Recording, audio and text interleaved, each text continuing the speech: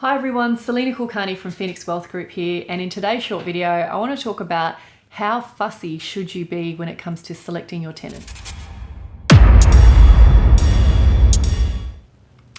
So, over the years as an investor myself, I have really softened my views around how harsh you should be when you're selecting a tenant. So I remember when I first started as a landlord, I wanted no students, no pets, no one without a strong rental history, and I was really vigorous about that. And over time, as I've become a mother and I have pets, I've probably softened my views on some of those things.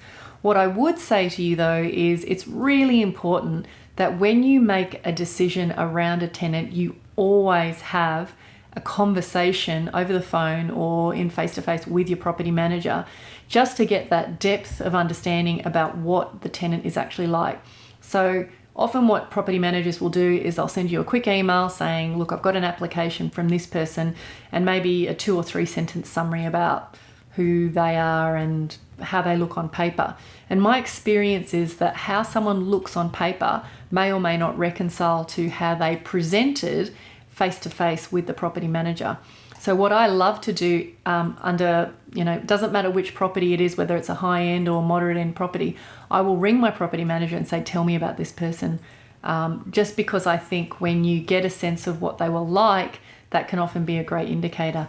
Now, the other thing that I wanted to cover off on is if you're renting a property in a market where there's been a great influx of properties and perhaps there's an oversupply or things are taking a little longer to be tenanted, what you need to consider is, are you prepared to compromise the standards around your tenant, or would you prefer to just drop the rent a tiny bit in order to move that property?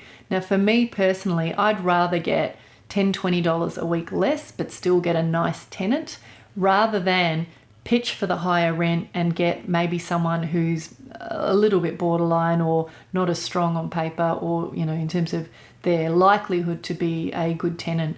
So really take your time and be really clear about what your personal absolutes are in terms of what you require as a minimum when it comes to tenants. But bear in mind, if you're too strict, you're going to end up losing people in the market. And I've certainly had clients who've said things like, I don't want any tenants that have children, and they've immediately ruled out 2/3 of the market, because most people are families. So hope you found this useful, and as always, if anything in this video resonates, please get in touch. Otherwise, I look forward to chatting next time.